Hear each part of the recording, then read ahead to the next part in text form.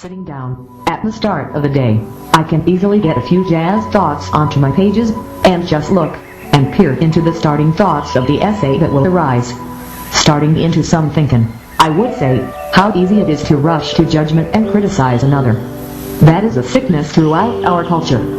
Fixed, false negative critical thinking patterns are the hallmarks of self-delusion, so take it easy on your brother or sister, so that you'll come away from such meeting better and ready to gladly tackle the large task of role starting this beginning on a new part 2 of this new audiobook, the From Dream to Product series.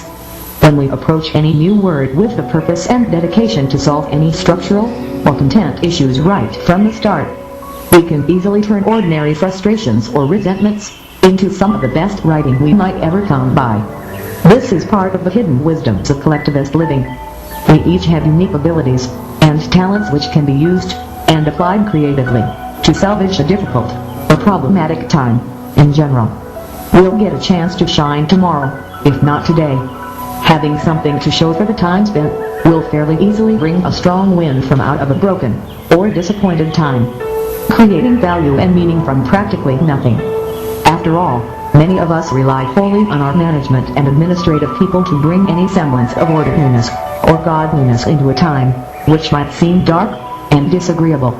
I think that, ultimately, we just haven't dealt responsibly, or ethically, for that matter, with the difficulty of just who we sell powerful battlefield weapons under. I think there should be a lot more red tape, and the blame rests with both the manufacturer and the retailer. So, we shouldn't continue to insinuate that we're ourselves an ignorant, unfeeling, mindless, mechanistic system, where any rebellious or decrepit young man, regardless of his personal ethics or moral common sense, can't take an assault weapon and hold everyone hostage to the lowest, most animalistic sentiments the world has ever known, wholly without meaning, or feeling, or thought, or purpose. Those killings form statistics on lengthy lists, somewhere distant, elsewhere, forgotten. STREAM of consciousness, 2000 to 2002. We should take the time to equip our young people with spiritual insight into the world. Only then will we experience the peacetime which our society deserves. Well, anyways, it may only be after we have experienced bias and prejudice firsthand that we summon the strength to tell everything. Instead we hold back and pretend to be feeling for our nation's outdated policies. We just have got to tighten the limits of who we sell battlefield weapons and ammunition under. These are some facts that are staring us in the faces.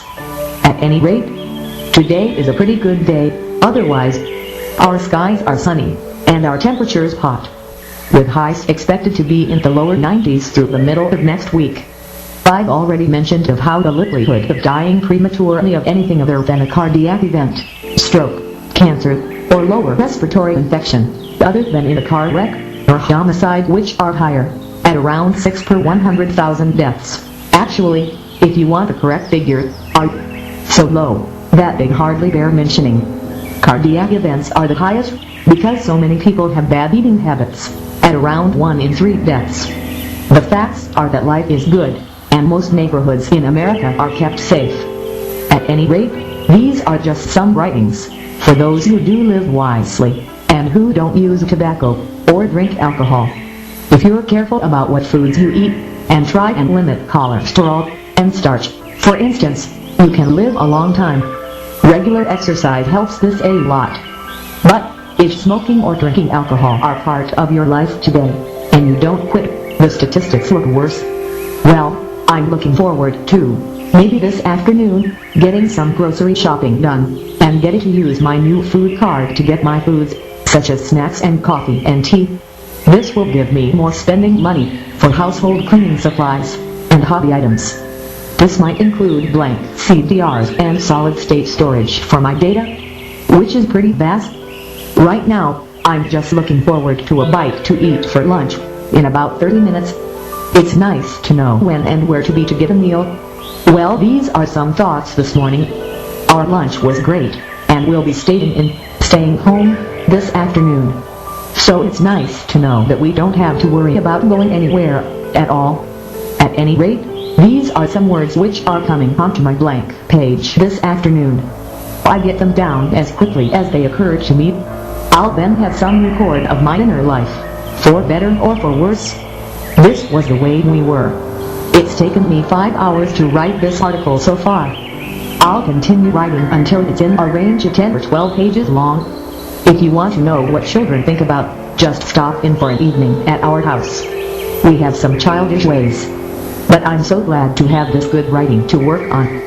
It appears that the haves and the have-nots are all around the sense of purpose and meaning which being given writing or music, or any kind of craft brings to a person. Isn't happiness the ultimate most precious commodity? Well, today is the next day, the beautiful balmy Sunday afternoon, and I think that I can finish up this article in the next hour or so. And I'll have it done by my meal time. I've thought numerous times today how pleasant and blissful today has felt. I think that it's always a good thing when we feel good and can experience what our heart is about. The good feelings that make times memorable. I've been somewhat up against a writer's block for a day or two, but this afternoon I focused in and cleared up the issues in this present writing, and can't now take it further. I was thinking, just now, how I've felt recently, much like a young child, in the midst of men and women, and magic that I could never understand, but that I could only appreciate in the most dreamful way imaginable. For quite a long time, my wits have been thoroughly engaged in a great deal of work, as my mind was taxed with solving many literary puzzles. And I don't think that this work is nearly over, quite, but just occasionally, I get a glimpse of a pale, melancholic light, which reminds me of the infinite peace to come for good peoples, as we consider the realms of thought and human experience from an ethereal perspective. I'm pretty sure that we as people experience sometime in the afterlife, but don't retain any of these memories when we are reborn into a new life. But I think that we can evoke those places artistically when we're of an age and proficiency level. So, there will be signs along the path, and hopefully, we'll spot all of them, if we can be shown to pay attention to details. At any rate, these thoughts are beginning to conclude and through here, so I'll wrap this article up, and add it in with the others. Now, all for now, Greg. Till then I awoke and early, this third Tuesday in September, this year, and have situated myself in my usual place, to get some writing done for part 2, of my From Dream to Product, audiobook. The past 4 days, I have been engaged in performing, recording, and producing 12 new piano and keyboard tracks, and a soundscape I'm calling Flowers and Weeds. Tune. This title is pointing to the invisible divisions in our society, and how we classify not just consumer products and media experiences in our day-to-day lives, but also our associates in work and relationships at home and on our off time. People always like to split things up into categories of good and evil. Another way of seeing this is in how some of the plants in our garden are beautiful flowers which you would want to cultivate and attend to, and other plants in the garden are just weeds. But some of the most beautiful flowers are wild flowers. Whichever type of plant we are, can depend on how well we have mastered the arts of being a friend, and always remembering courtesy and politeness, while we accomplish our goals. Such has a lot to do with how we are thought of in our hobbies, and reading like some musical and literary and artistic experiences will consistently give you repeatable good results, each time you listen or read, or enjoy it. Others seem to be only worthless junk, or else such has qualities of both good and bad art, making such a kind of a gray area of mixed sentiments. The results are mixed. At any rate, this is what my latest album title makes me think of. I'm sitting here, getting these ideas down into this word processor screen, and I'm noticing two different areas of discomfiture in my writing experience. First, my stomach is cramping a little bit. The lemon water I had to start my morning seems to have brought such on. Secondly, I've still got some of the same migraine which I had all yesterday afternoon, and the past 2 or 3 days, as well. This feeling like my neck constantly is cramping. I had a time like this, back in 2009, as my work hours stepped up a level, with the Musings audiobooks at that time. A relative of mine had a bad car wreck, around that time, as well. But, let's not have any bad car wreck. I do see a likelihood of a serious natural disaster in our part of the world, maybe. Mentally, I think that I began to encounter some of the distortion of the tornado outbreak of 2011 around that time, 2009. My town was badly damaged later, that night in April of 2011, and many people died. I always think of the writing piece from 2009, called Spindles of Ephemera, to describe when I feel particularly like my mind is a tinker toy sculpture, gleaming and living wildly on a string, suspended from the ceiling, a kind of a crucifixion semblance, as if I were impaled and suspended a foreball. But it can't be that bad, although the past few days, I felt a bad migraine during production of Flowers and Weeds. But I know that this type of migraine is all in my mind, as my work this year has been of some of the best quality I've ever done. Getting it out is somewhat arduous, though. But I think that readers from all over the world are benefiting from these good products, all of which are entirely free of charge. But I do suspect that we are the head of a damaging weather event. Quite possibly, even an earthquake, or a volcano. If an earthquake happened in my area, I tell myself that all boundaries and distinctions would be crossed and jumbled in the general confusion. Lines of health, wealth, power, privilege. They would all be crossed and blurred. Death is no respecter of persons. You just don't have migraines this bad, and not come to doubt the stability of the earth beneath our feet, or the weather. So I'm enjoying my blessings, and taking what good I'm shown, because, to quote a popular singer, who has since passed beyond, the good old days may not return, and the rocks might melt, and the sea may burn, but I'm gonna stand my ground, and not back down. The pain of a bad migraine is not readily forgotten.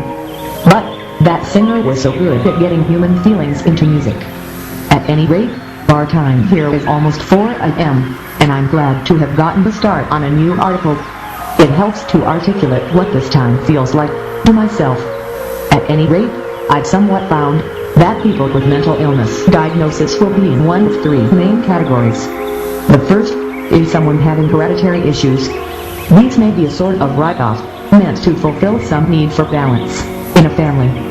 Or, these will have been seen as special from birth, and given a life especially free from worry and strife, because of the fact that they're special needs, or autistic in some way. These fit the hereditary issues criteria. I think that the second category will be those who have messed up in some legally reprehensible way. And these may simply not be fit for ordinary living, such as marriage and children dreams, and of a good paying respectable job, and church attendance, etc. Many belong in group home life. The third category, I think, will be those people who are engaged in a serious life reappraisal, or reanalysis, or who may be heading for incarceration as criminally insane. Those people might well have serious submerged issues, which they've made themselves forget, and will fall under conviction. But the trial by fire is a metaphor for driving the impurities out of metals. It wouldn't be meant as anything to destroy life, but to make it stronger, to teach it to adapt. Even a serious mistake can be repented for and straightened out. The Christian church is based around blood sacrifice and Christian love. Love thy brother as thyself. They say that Christ died so that we might have eternal life, which is another way of saying, died to forgive us of our sins. They say that the Old Testament was outmoded and revolutionized by the softer, subtler work of the forgiveness of God's Son. You can see the extent of my theological learning, at any rate. But I think that we shouldn't pretend to have all of the answers, should we? Maybe only the ones we've actually tested. Let me think a second. I'm going to try and stay on the side with the righteous, at most any cost. I'll think that I've downloaded something good, only to investigate and find that such is wrapped, fraught with contradictions, and is incongruous with values of righteousness. Then, so much for that. Such is only a pretty face. It's really tragic to see some live given to shame and grief and regret. At any rate, just another day in world music culture. My mind, this morning, is drawn to the sound of an electronically emulated violin. I've not heard anything else quite so sweet sounding as this. But it's a keyboard part played manually, or with media, which is then augmented with artificial intelligence to sound just like a real violin. You have to hear it. But the real treats of this record are the solo piano pieces. Nothing beats a real musician's smooth legato phrasing. But then I think, maybe this is an augmented simple melody line, which has been made by a computer, as well. It's just hard to know for sure. Well, it's a sunny week, and fairly hot, for sure, right on up through the weekend. Hot enough to fry an egg on the sidewalk. At any rate, you can't never give yourself wholeheartedly to a single purpose, when the answer is usually in life's diversity. But I've heard a few keepers, as well. If my thinking has gotten at times too turbulent and broken, I'll have to have a good centering meditation. So, remember how it feels to be you, and just be him or her. This morning has gotten off to a good start, as I was definitely able to get my new piano and keyboard record to a willing audience.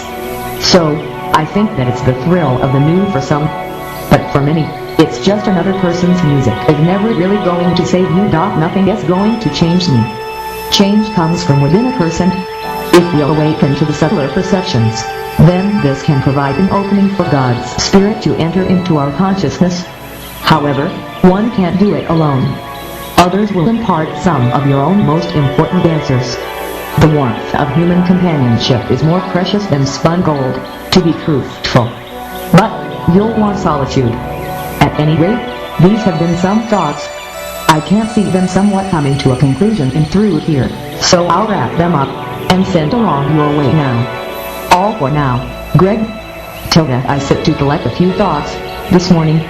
Today is Wednesday, the third one in September this year. I'm getting some starting thoughts onto this page, so that I'll have a beginning to work on if I have to write in the van or sit in a waiting room. I think that in living, we should have a hobby or a craft. I think that such a pastime confirms and affirms ourselves as having good things also to say about the day. You see, I think that we run the risk of getting labeled an outsider or a non-compliant mentally ill person if we fail to participate willingly in the day. You might disagree, or simply say that you don't need that. But I want to find ways to participate in the contemporary time, by any means. It's easy for me to get prejudged otherwise, as someone who doesn't care for others, or himself. But I look at it like this, as well. If someone takes the time to dress himself or herself well, and keeps a personal grooming, then that at least shows that you care about appearances. Maybe this is the more important way to see. But, speaking for myself, my personal appearance is less important than the good work I can't do for a reader, or a listener, in consistently getting good products through. That's just me. But, this is our only difference, I think. Most poor people don't have a desktop computer, they may only have a smart device. Many don't have that. All through my 20s decade, the most technology I had was my tape deck. Only in 1997 and 8, I used the word processor on a desktop to save, edit and compile my written pieces. I thought that I was pretty advanced. I never used any desktop publishing until year 2000. But in the late 90s I sent a stack of printed pages to various publishing houses, trying to get a book deal. I thought that was the only way. Then I discovered the internet. Well, at any rate, we've got sunny and hot weather on through the week. Saturday might bring some rain. But we seem to be in another late summer drought type pattern. It's nice to have the clear skies, but the soybean and other farmers need rain. Their crops may have already failed from lack of raw, so that might potentially be a large part of the local economy which will be in jeopardy. At any rate, I'm just trying to see what is beneath my surface this morning. It helps, I think, for me to see that what I am saying in most of my writings is that living your life is a serious prospect, and I think you shouldn't knowingly allow destructive force into your private life.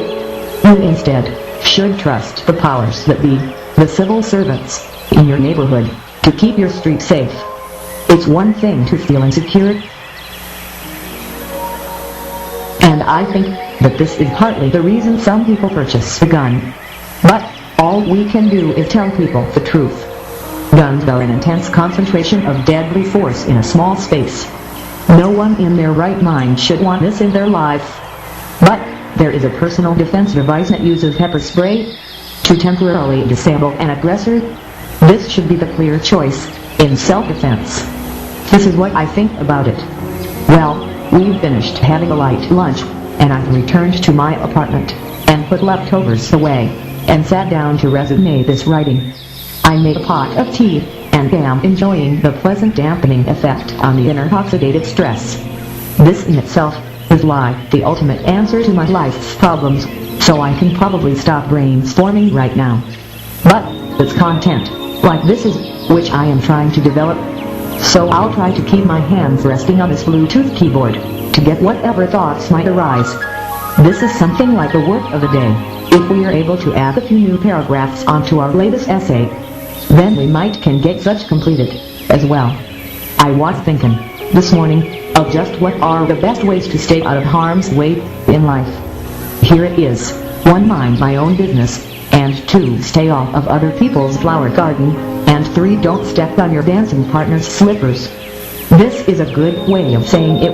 Anyway, what are the main concerns of residential living? I might come across to you as a know-it-all, but still I think that we should at least know what we believe in. Life really humbled me back around the millennium. But, believe it or not, this devastating experience gave unto me an open road of group home living, where and when we can make do with one another's companionship, and let that be enough. Anyways, I sit on this couch getting whatever ideas may come on to my lasting media, in hopes that I'll get this writing to its completion. In living the life we're given, if we're building digital media, I think of another quote from my Stream of Consciousness book from around that time, which goes like, perhaps the temple of the immortals has been already attained, and that which remains must be based always on strictest compassion and assured inner guidance. There will be distractions from accomplishing our literary goals. Just look at this passage. It was from my last piece prior to the bad attacks on 9/11. If we see such a remembrance as a kind of guaranteeing, or as a point of setting and fixing our minds and intentionality on the loftiest values and ideals, then we'll see our work, whoever we are, is made stronger. Adversity makes us stronger. At any rate, maybe we can rest somewhat in the promises set forth in the changes and improvements we made, that such won't happen again. No one saw quite what was unfolding back then, so I approach writing like this in the same sense as anyone else in my community does. From that time, all we can do is walk in trust and faith that the language, the words will be there, and it looks like it is. So, at any rate, why does writing like this come up at this time? It's just a remembrance, I think.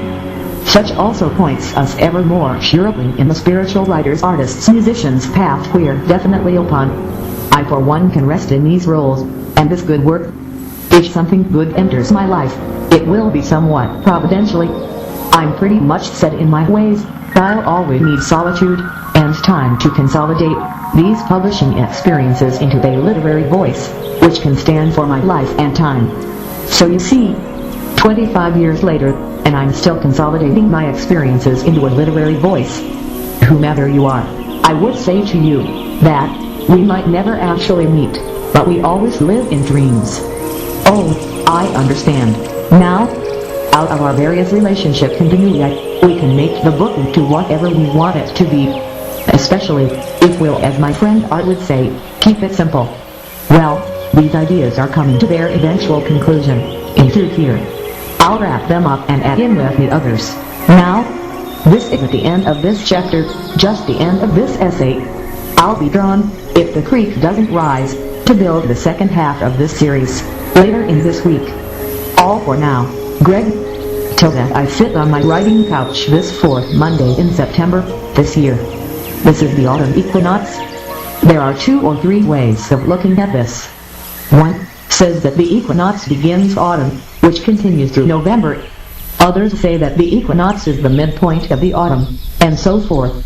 Still, the third way of looking is measuring autumn by when the temperature gets chillier, and the leaves start to turn colors. Likewise, the winter solstice is thought to be the beginning of winter, as well as, by some, as the middle point of winter. This, as well, varies depending on, partly, how the season is going now, whether we're having an early or a late winter, and so forth. Such variation tends to determine how the season is spoken of. This is known as the theological view on the seasons. This varies in the way the season is spoken of, as being by unique weather at the time, rather than by a fixed date on the calendar. Many people wonder about this, never knowing, or learning the actual explanation. At any rate, this is the story about the ways we determine and call the seasons. I sit, shortly after our morning medicines, and get these ideas into this word processor memory. Some of us are expecting to get over to the supermarket this morning, and so these people are awaiting word or sign of this. The driver usually honks the horn, so that we'll know that they're leaving. At any rate, our weather this week is a mixture of rain and sunshine. Some storms could get intense today and later in the week. I'm glad this morning that I've gotten this writing started, and this will give my day a focal point.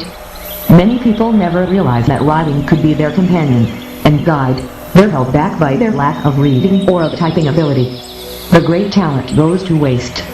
But I do read, and keyboarding, or typing, was taught to me back in high school.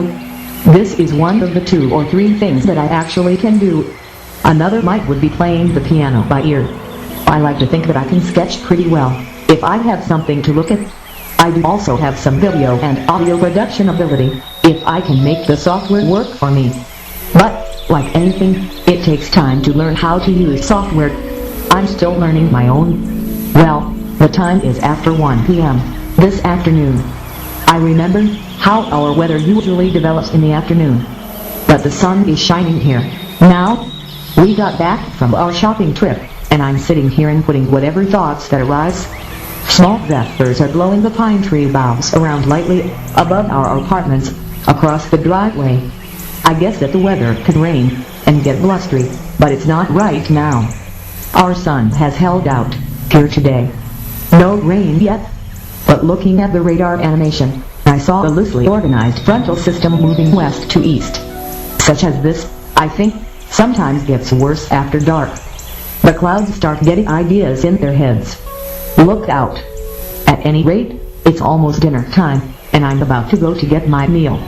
Well, I've nibbled on our chicken parmesan sandwich from lunch, and brought a plate back from our dining room for our refrigerator. I always think about the nocturne or immature style of piano playing bided around the millennium.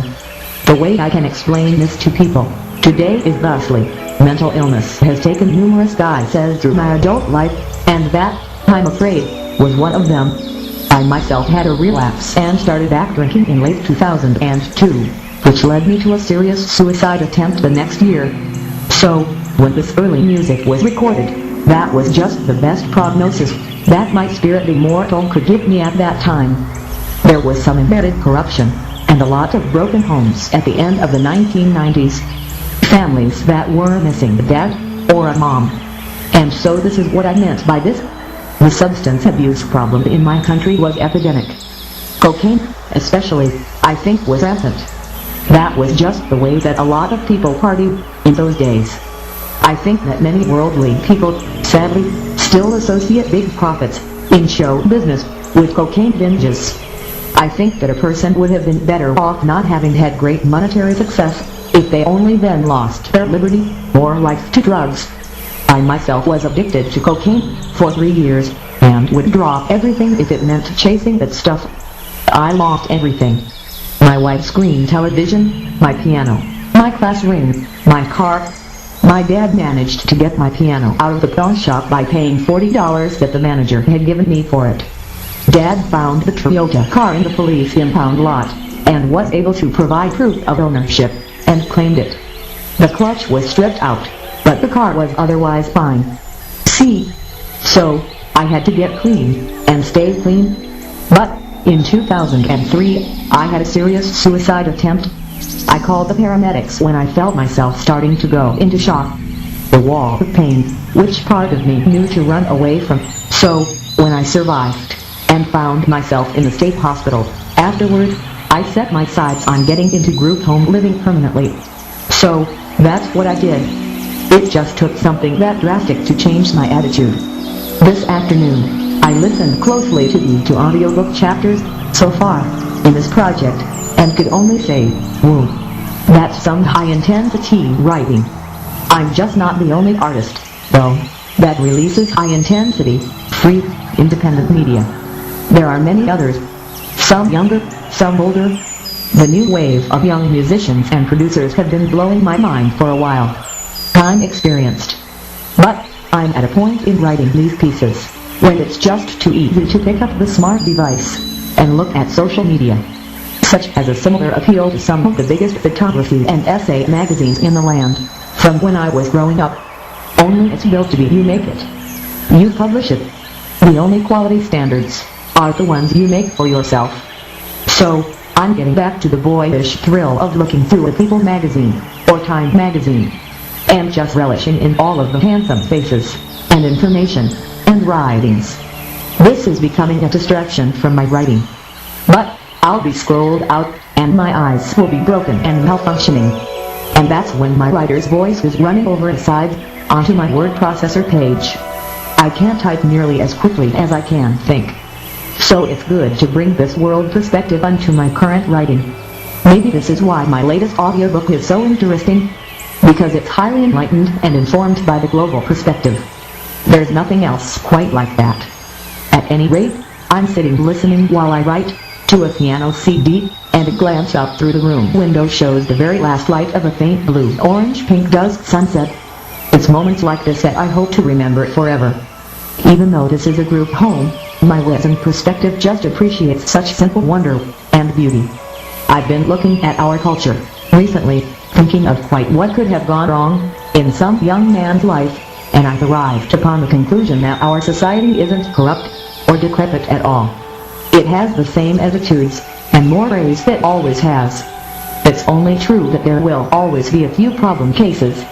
Our land's civilization is known for its wizards, as much as its sanitation professionals, and administrative leaders, and retail cashiers, and storekeepers. There are good jobs working for the customers, on the street level, as store managers, and mobile technicians, who service their networks, and systems. Just like there are entrepreneurs who develop content for readers. People live in neighborhoods, and share similar prejudices, and bias, toward homeless people, and transients that they always have. They aren't often kind. Two minds in self-transformation, I think, and something goes wrong.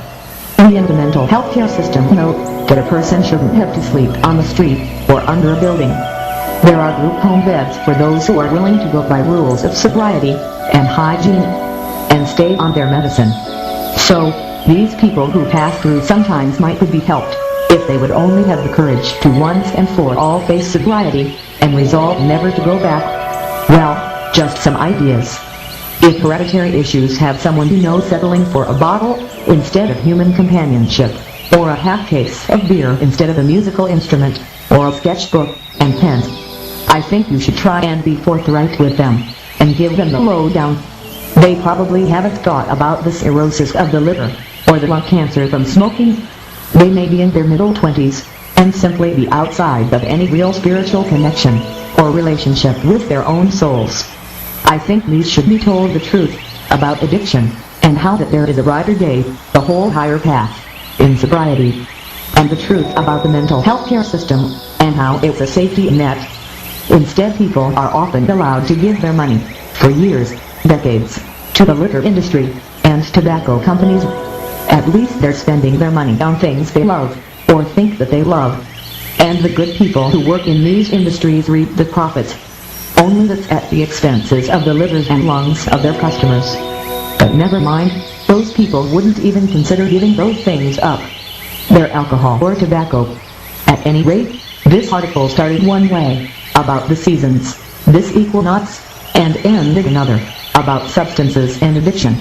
But you through this can see some of the ways that I believe, today, this kind of life is elusive, highly elusive, to the alcoholic, or smoker with no way out, or who thinks there's no way out. He may do it till he dies.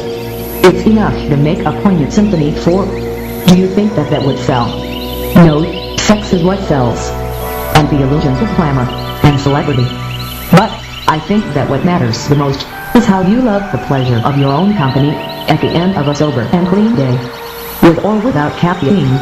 For me, that's all that matters. Anyways, these thoughts are beginning to come to their conclusion, so I'll wrap them up, and add them in with the others now. All for now, Greg. Till the earlier in this writing, I spoke on the matter of the geologic time processes at work in the formation of diamonds from crude coal. As I mentioned, this, for starters, isn't an overnight transformation. Centuries pass, millennia pass, until the transformation is complete. This happens, but in the time frame of a star's life, not a human's life. So, it's special and rare to find the diamond. There are differences of views about this topic. Some say that young minds are transformed in the cradle, and the life progresses, more inwardly than outwardly. You've seen the poorer classes who don't have a trace of materialism, or much sense of the value of fine objects. They're Spartan. Speaking for myself, my plan was different. I was somewhat kept out of the spiritual loop, until such time arrived when I had finished all of the reading the books I wanted. And I had tagged out, or familiarized myself with, the quest for inebriants, like beer, and over-the-counter products. I was 23 years old, when I was introduced to the higher intelligences, the ascended presences. Although I had had mentors and teachers from a young age, so my life was a sort of gambit. I'm only very fortunate that it paid off, and had a successful outcome, and I didn't end in prison. You see, the reason I speak of this slow learning process, for myself, is because the concept of a spiritual glasswork, which comes as the last of the mind's boundaries dissolve, was a slow, gradual learning process for myself, such as what might be compared to the formation of a gemstone. Consciousness of the crystalline latticework is, to me, the highest state of conscious development. The mind will have looked each level to the fullest, and the leaves will have come on the branches of the tree, but only at the pace of nature. As the leaves come on the tree, is the best way to see my spiritual development. This happens at the pace of nature, not at the pace of human engineering, which I feel for some, flowers the mind too early. For some, the thorough learning of the discrete levels of consciousness development isn't allowed to really happen at nature's pace. The life tops out too early, and the reading and discovering of youth is substituted by an overwhelming spiritual cognitive program of awakening that transpires from the infantile being to the fully awoke, without the mind being allowed to explore the different levels at a gradual pace. So, this is what I think happens in most children, and the greatness of the literary journey is sublimated by a path of meditating and cognitive unfolding. Which do I think is best? Well, my parents must have been told the maxim of avoid writing early, rob yourself, because this is what I found. Other peers and associates will have been on another program altogether. Not one of reading books, but of pushing the mind to the limits of consciousness as early as possible. Can you see the difference? I'm given certain benefits, as others are. The having of equity to show for the time spent is probably the greatest benefit to me, as if knowing the other rule, which is, know thyself, and to thine own self be true. You see, these two principles are at the heart of a thoroughly lived life. At any rate, these are just some thoughts. Others will have drastically different views, for there is no one way, above all others. The slow development way is good, but such has real hazards and obstacles. But, if these are avoided, and one keeps it simple, as stated previously, you can come through the challenges without breaking the bank, or any one of God's primary rules. If you spare the rod, you'll spoil the child. Youth have to be shown to respect the laws of the land, and that simply requires an intact reward and punishment system. Parents, I feel, have their hands full with some kids whose shadow walks faster than they do, to quote the song. Naturalism and the allowing of nature's own pace are the challenges of parenting. These are easier said than done, because I feel that you want to interfere at certain times, and certain times you don't. You go by your instincts. And I'm not writing this from a parent's perspective, but from a child's. At any rate, the reasons I've listed are why for some, development is slow, and is really at nature's pace. After all, this is necessary to produce the diamond from the crude coal rock. Such is definitely not an overnight process. My ethos of enlightenment was written to mean the gradual process of incremental learning of the ways of spirit, not as a sudden transformation, by any means. So it wasn't my way, from the start. At any rate, today is the 4th Tuesday in September, this year.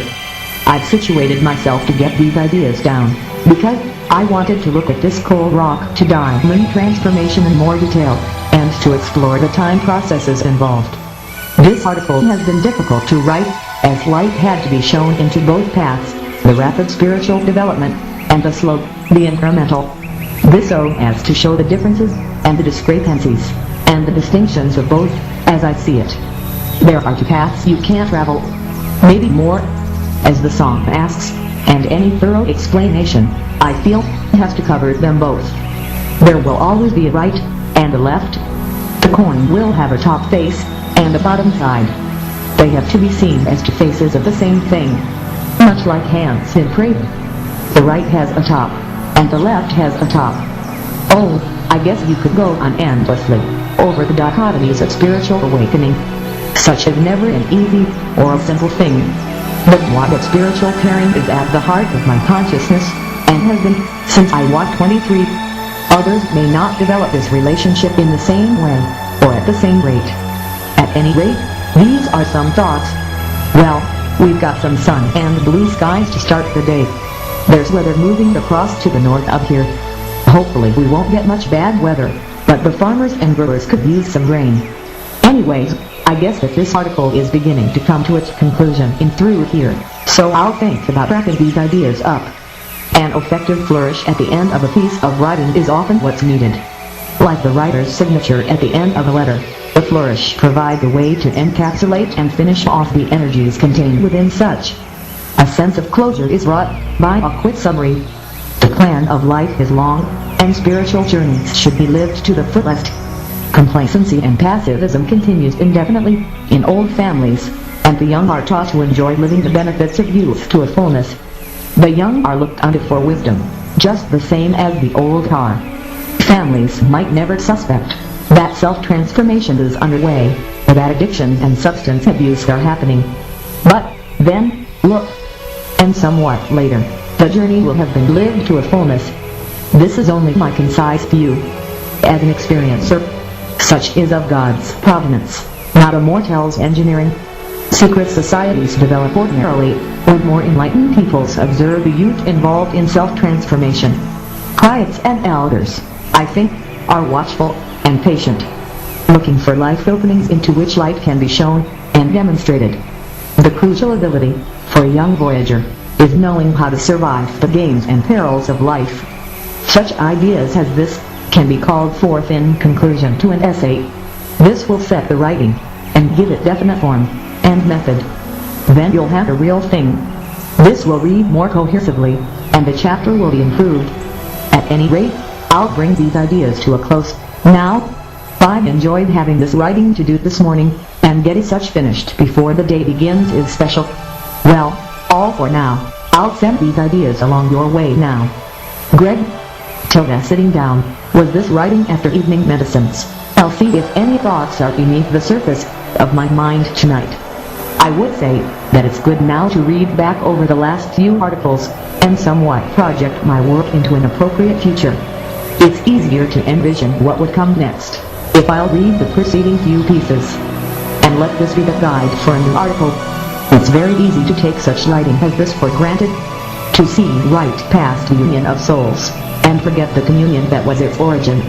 I tend to see these finished pieces as being something like cookie-cutter, or prefabricated writings, when in actuality, every nuance had to be placed on the page in perfect order.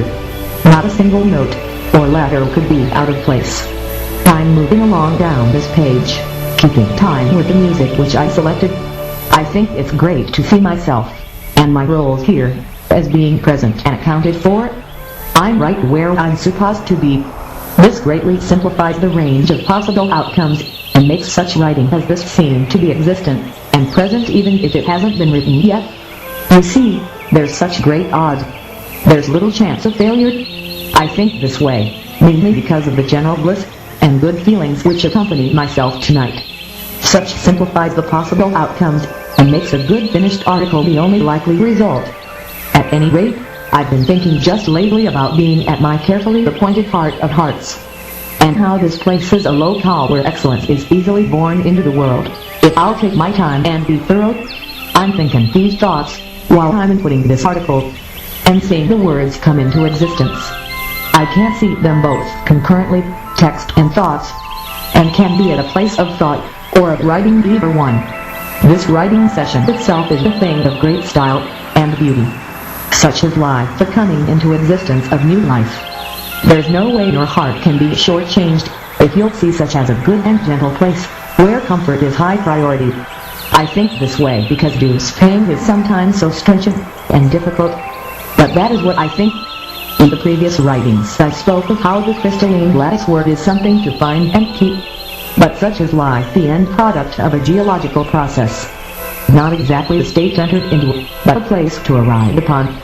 Today our group went to our main office and had our team meetings. So with this accomplished, the midweek tomorrow should really be a relaxed day. I'm looking forward to it. It somewhat requires the tertiary presence, looking over the both, to actualize what we do have, and to allow us into the appropriate and right future. I do sometimes have irritable days, and today was one, but we pushed on through it, and got back home. Everyone is tired. I think having creative people helps us see ourselves, as through our eyes we find our own being. Yes, I think that it is at the visualization stage, where we are shown choices, and allowed to choose our ways, and build our common unison together.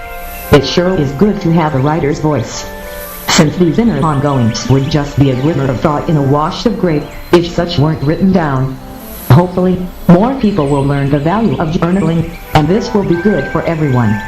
At any rate, having a mind is a good thing, unless we tend to exist elsewhere from where we actually are at the time. Living can sometimes be like an protracted out-of-body experience, when we should be in peace and contentment within our own selves. I may be building the thing of beauty, written word, but when gravity and the weight of atmosphere is bearing down, such feels more like a contraption that shouldn't be. But, you see, I'm a builder in the basic sense, with language, but such designs are always subject to pressures and tensions of our time. At any rate, I should have several pages of writing in this essay so far. The writer's journey seems like an endless trush, sometimes when one is irritable, but a little coffee in the evening sometimes helps improve the mood, and lessens the killer issues and troubles. I've gotten a killer migraines since the middle 90s, and they are like the prime mover in my life today, and must always be adapted to, or conformed to, and tolerated. Such a killer migraines are hard to deal with. At any rate, today is Wednesday, the 4th one in September, this year. I sit before our morning medicines, and add a few thoughts into this new article. I've gotten the meeting behind me, now, and returned to my writing couch. From this vantage, I can easily see how there's a dichotomy in my consciousness. This morning, it will always be special and rare to find the diamond. This is so true. We just should pay attention to how so much of what we criticize as being bad, or contrary, or a brick in the wall of the world which seems foreign to myself, is in fact someone's precious gemstone, and may be the peak product of a lengthy lineage of craftsmen, as well as geologic processes. How special it is to find a diamond, I think, has its corollary the saying of how it's dark in the mine. I would offer, also, that many people work in a mine for a living, but it's just a job to them. Because they're uniquely suited for such a work, they're physically able to handle those kinds of stressors and loads. This morning, I'm somewhat impressed with how the bleak and dreary skies outside have affected my moods. I'm noticing more depression in my thinking, too, such that these factors seem to be out to get me down. But I think that this is self-delusion. I guess that my main beliefs are in the power of positive thinking, and the virtues of setting goals, and accomplishing them. But I can agree, also that some mornings, I'm more depressed. My depression always seems worse in the morning. I'll always feel better by the afternoon. I guess that this little exercise demonstrates how depression can be banished, if you know principles of therapeutic work. You see, the two principles listed above are a way of engaging with your life issues, starting from where you are. You don't have to be an expert, but you need to understand that, for instance, a quick physical workout can do wonders for a depressed mood. So can aerobics. Any kind of stretching exercise, done with the aim of banishing depression, can be great. Positive imagery visualizations. such as seeing yourself accomplishing your goals, are also very useful. You'll get the idea by now. You see how an informal therapeutic practice can keep you free of depression and anxiety. There will always be depression, flared UPS, and issues with bad thinking patterns. So remember the therapeutic basics. I asked someone, what's going on? They told me, mankind's in trouble. Who knew? But I wondered if it weren't only that person. You know, if I've been doing this 25 years, I wouldn't have thought of that before. It's just that, last Saturday morning, I got a bit worried by current events story. The flesh-eating bacteria. And then, I jumped to the conclusion that global warming has got us all on the way out. It seemed pretty scary at the time. I guess that I'm still learning my own way around this time we are living in. That's it. We all get old, and go through decay, and decline. Let me see if I can figure this out. Now, since the invention of the printing press, we've been getting scared of our own shadow. Ever since man learned how to amplify sound, and broadcast and receive radio signals. We've got our own kinds of mind puzzles. Don't doubt it. Then, in the 1940s and 50s, rhythm and blues musicians learned how to electrify guitar string vibrations. Ever since then, people have gotten spooked, and worried that they changed the sunlight in some way. But it's mostly for the better, actually. I think that these types of mental puzzles are similar to the schizophrenic breakdown. They're similar to old age and decay, as well. When people get so brittle and fragile that they have to be weighted on hand and foot. We all face this, ultimately. Then, after our passage to the next world, we'll be in possession of omniscience of a kind, which we'll have to moderate and self-regulate at any cost. But we have bipolar minds. In other words, our enlightened leadership becomes schizoid paranoia that eats away at the mind. So, we go from schizoid and paranoid that we've caused harm in some way, to brittle and fragile, back to way more powerful than we know what to do with. Well, these are just some thoughts. You can see some of what we encounter as we live our lives, assuming that we stay physically well and healthy, and don't drive off of a bridge. At any rate, I can't get these ideas coming to their eventual conclusion now, so I'll wrap the thinking up and add it in with the others. Now, all for now, I'll send this along your way now. Greg? Tilda, I was recently given a vision of exactly how it is that our earthbound world, the explicit manifest world of physical forms and phenomena, with a somewhat mysterious inner soul and spirit perceptions, shown to us by a guide, who we have to somewhat develop trust in to understand anything about our predicament, is mirrored and accompanied by this parallel universe, a finer land of spirit presences and beingness. I was shown how it appears to be as if the rare spiritual world of inner essences becomes, in death, the primary reality, and our present physical world is then seen as a kind of chrysalis, which has us in its grasp, only until we are ready for the main stage, the butterfly stage, which we then move out into the broader universe, retaining only memories of our home planet, and having moved into a far vaster existence beyond.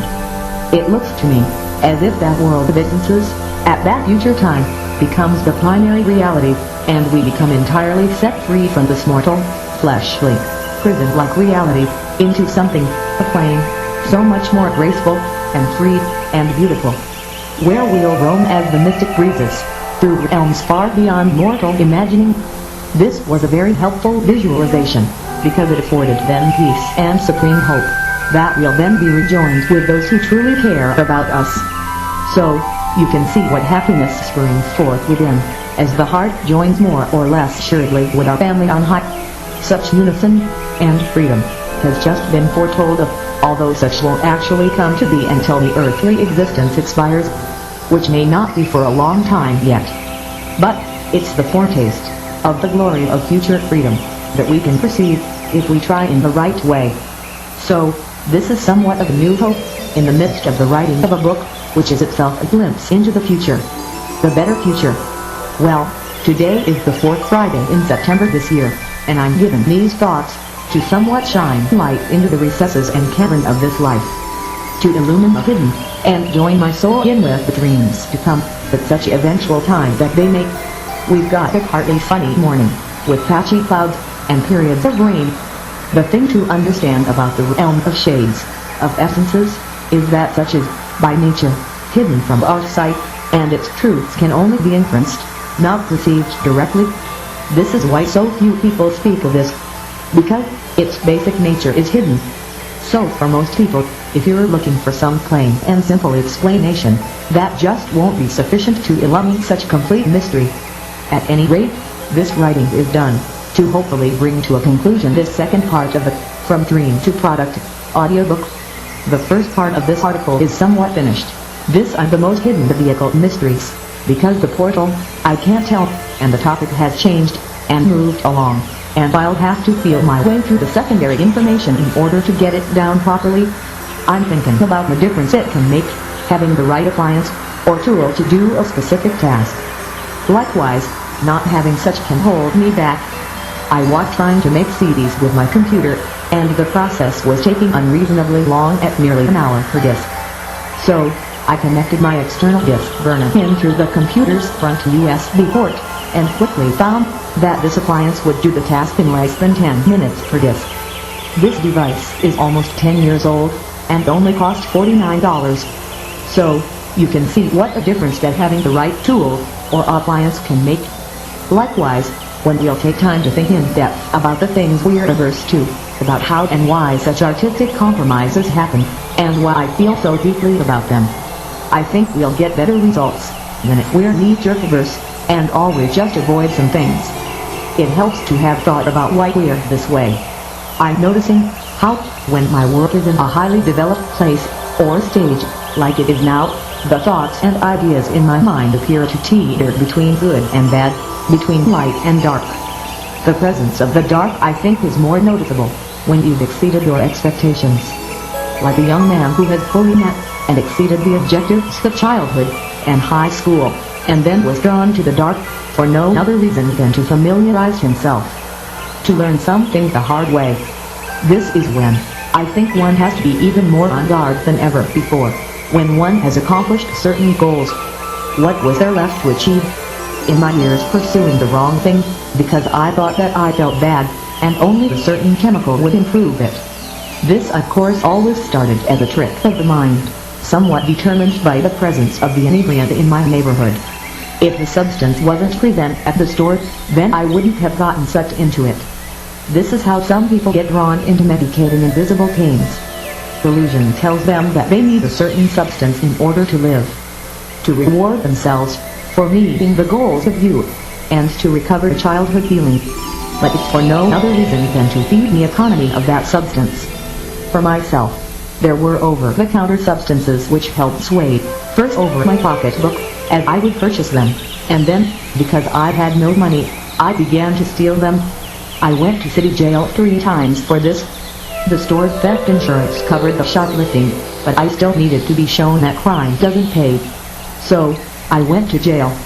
Once again, I came to the same realization about some things, about how they're potentially very misleading, and we have to be careful about who we talk about our pasts with. Some corrupt value media accomplishes very little except to polarize the mind against such way. So, it fits into the agitator category, and creates polarization and separation, and division. It might not even be pleasant to read, because it's too much like an illicit high. Then it doesn't appear that it would be any fun to represent, or stand for it. So, I group it in the category with the lost. But we should find good things to say about good things.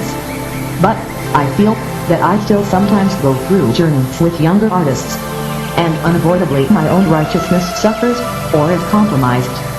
So, if you think that people my age never have to spend time worrying about younger people's work, you're wrong. I guess that I hate to see young people making mistakes. But to them, they were just given the media from angelic they thought sources, and so they don't have any choice in the matter. But, me in my glass house, can sit and criticize, self-righteously. Some young people are on the vast policy. As young people, they're foolish and obvious. They'll grow conscious of their own losses and liabilities later. Those projects that might not have been such good investments, but brought them pain, along with pleasure. At any rate, I think they'll eventually grow to make more sound artistic choices, or risk being too obvious, when the younger pieces might have been compromises, tinged with regret. He or she will learn to stay on the safe side, more. This is exactly what I came through, more or less. I started out obvious, and unashamed, and wound up so afraid, and averse to the decolleté. All in the journey of a lifetime. I was not the only one with life journeys, but was only an example. You might wonder why I'm writing this way, and I guess it's little wonder why such an enlightened look into the mysteries of the universe got paired with a second half that was bothered by the mundane mistakes of youth, and shared in that shame and regret. This is what a path of collecting and reading independent music does, now and then, unavoidably. Worries over younger people's mistakes, and misplaced shame about our own shortcomings. Well, I hope you've enjoyed this look into both of the sides of life. The enlightened, and capable, and the bothered, the addicted, and the shameful. This is a free country, more or less, and so you meet all kinds, and will inevitably have to delve into the reasons why we have the light, and what the darkness has its roots. So, I think that these are the two sides of this. Well, I can't sense these words coming to a conclusion in through here. I'll wrap them up, and add them in with the others. Now, all for now, Greg.